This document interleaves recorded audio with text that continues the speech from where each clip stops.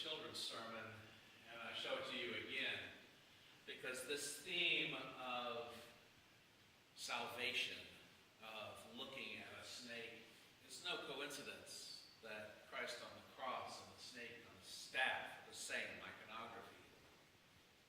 Now the snake on the staff comes out of the story of Moses.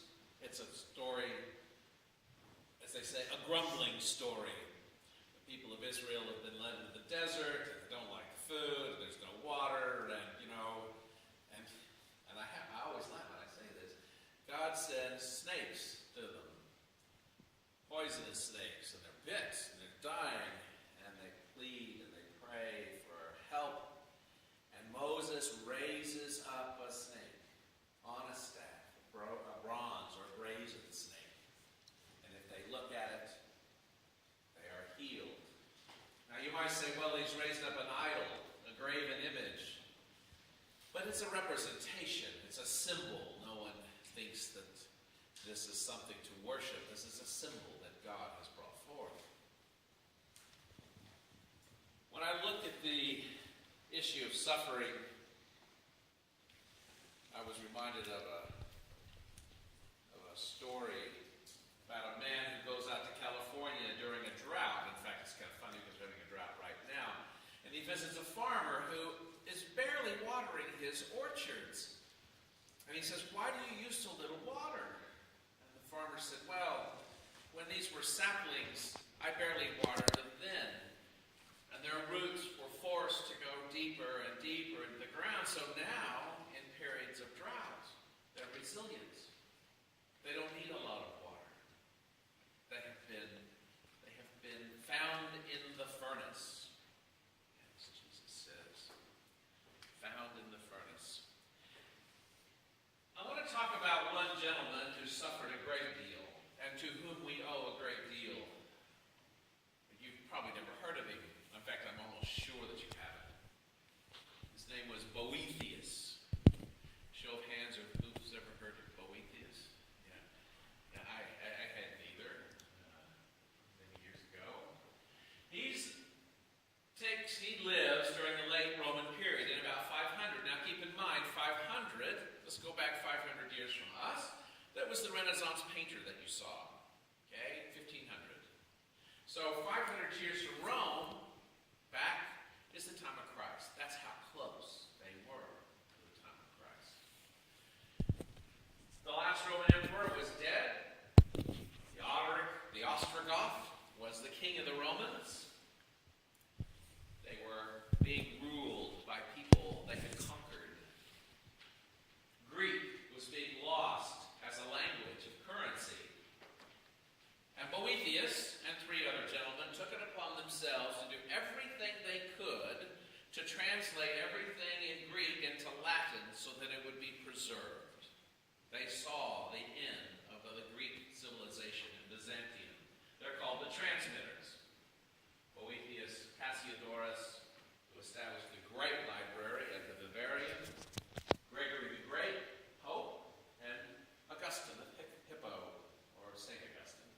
You know? There's Theodorensis Rex, king of the Romans.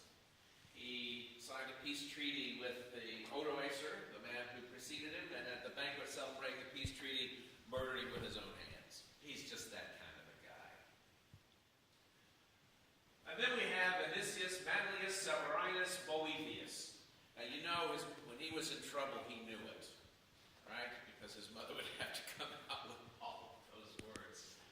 And I just threw up a little quote: "In all adversity of fortune, the worst sort of misery is to have been happy."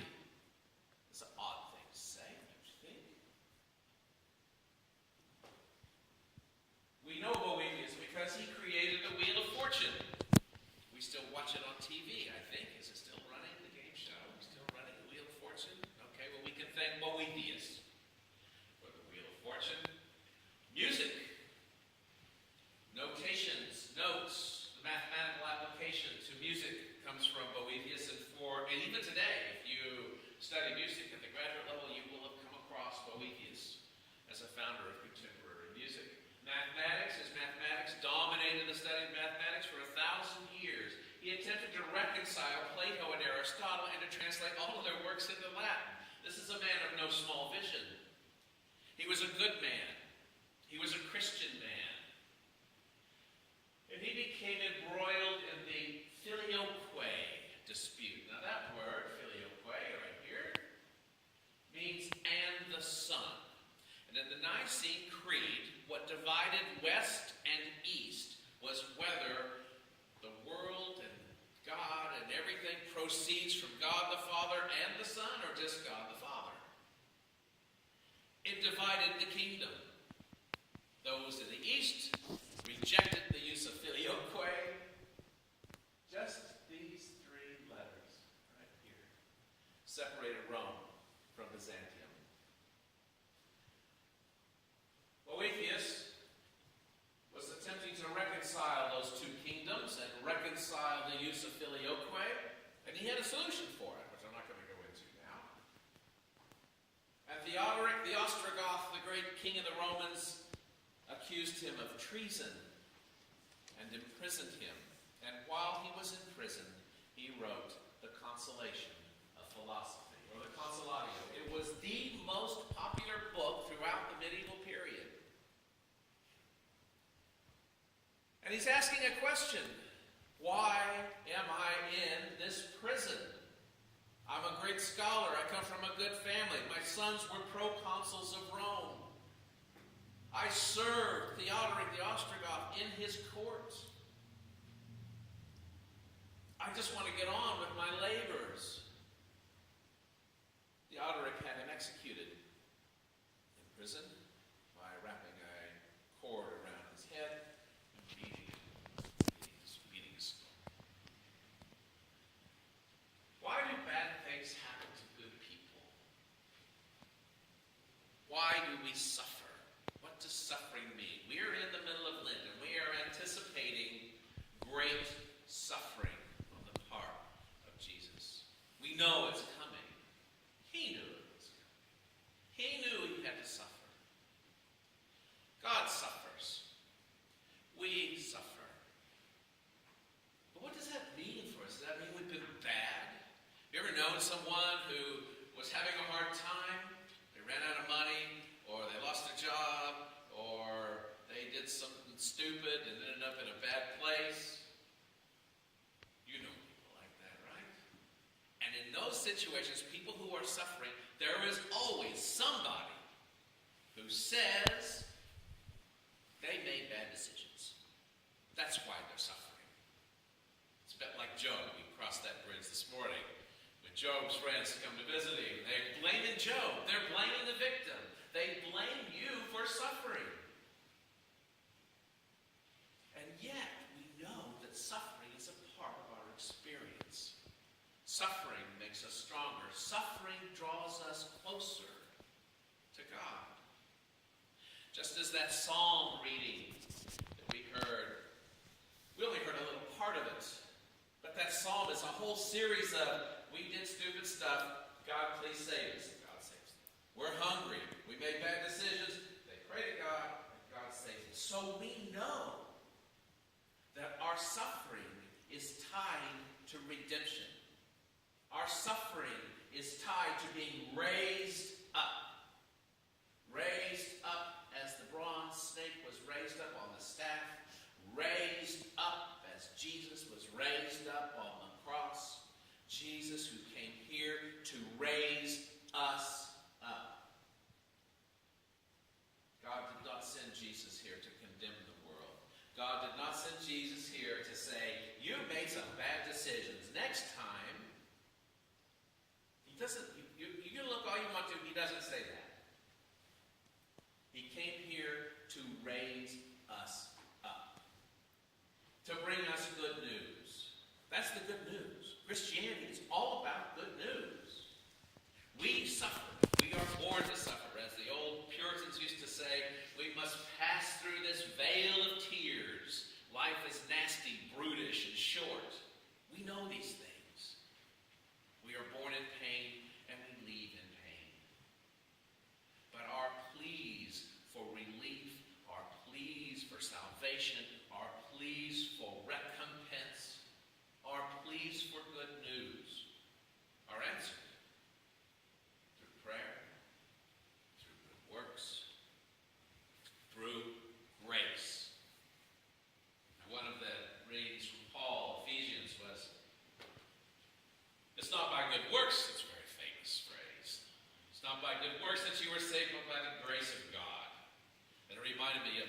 little story. I heard this gentleman tell.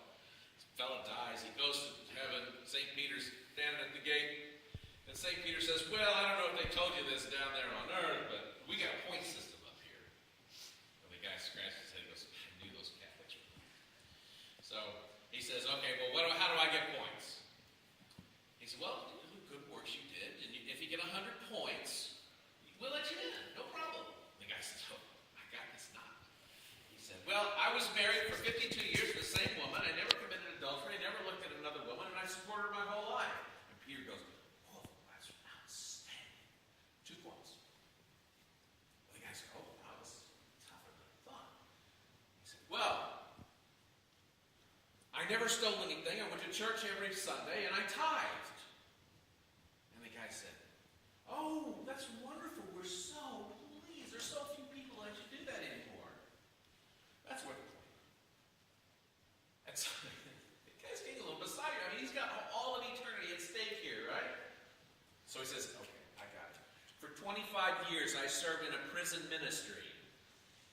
And I helped prisoners find their way to God and to help them and to teach them. And he sat back and smiled. And Peter goes, wonderful job. 2 points. And the guy said, it's going to be only by the grace of God that I get past the gates. The guy goes, exactly, you're in.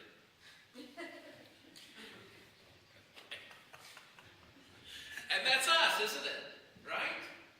I mean, we have a wonderful Saturday morning breakfast, right? We come there, we cook, and we make jokes, and we have a good time, and we eat together, we meet new people.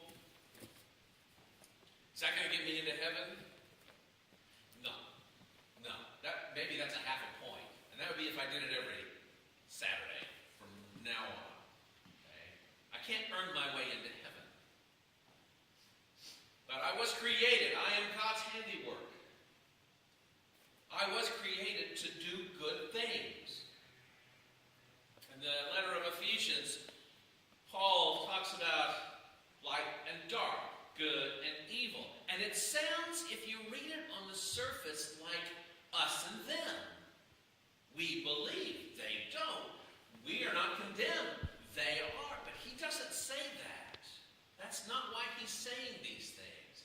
He is saying this to welcome people into the church. Believe me, there weren't enough Christians to be exclusive at the time of Paul. Okay? He's trying to say, this is the way. Come here with us, where we can raise you up, where we can lift you up.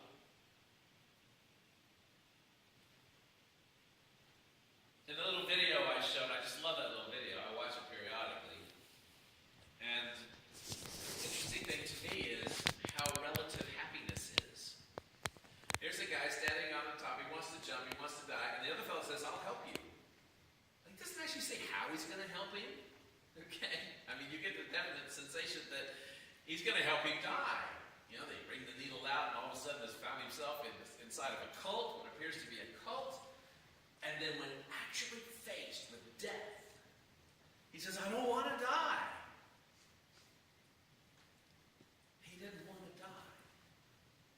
The way of sin, the way of consumption, the way of self-serving motives, that's death. Boethius says that's death. Jesus says that death. And then the little consolation of philosophy. Boethius, it's a wonderful little book. It's a wonderful little text. I'll just read you a very short portion of it. When the stars are hidden by black clouds, no light can they afford. When the boisterous south wind rolls along the sea and stirs the surge, the water, but now as clear as glass, bright as a fair sun's light, is dark, impenetrable to sight, with stirred and scattered sand. The stream that wanders down the mountainside must often find a stumbling block, a stone within its path, torn from the hill's own rock. So too shalt thou, if thou wouldst see the truth in undimmed light, choose the straight road, the beaten path, away with passing joys, away with fear, put vain hopes to flight, and grant no place to grief. Where these distractions reigned, The mind is clouded over. The soul is bound in chains. These things around us distract us. We're too busy complaining about the food. But trust me, there are worse things, like poisonous snakes. And the way out was through God, through Moses raising up that brazen snake. And it's no accident they put that wonderful painting in the Florentine Republic. They were do you know anything about Italian politics? It's pretty lively, okay? Very lively, and it's always been lively. And the Florentine Republic was the first republic, and they would go in there and complain about everything. And this was a warning that it could be worse. And if it gets worse, there's only one way out. We suffer. We don't know why we suffer. But we do. But we do know what to do about it. We look at the bronze snake. We look at Christ on the cross. We look at that emptiness that holds a promise for us. Because we don't worship Jesus hanging from the cross. We worship the empty cross. We don't worship the tomb with a corpse in it. We worship an empty tomb.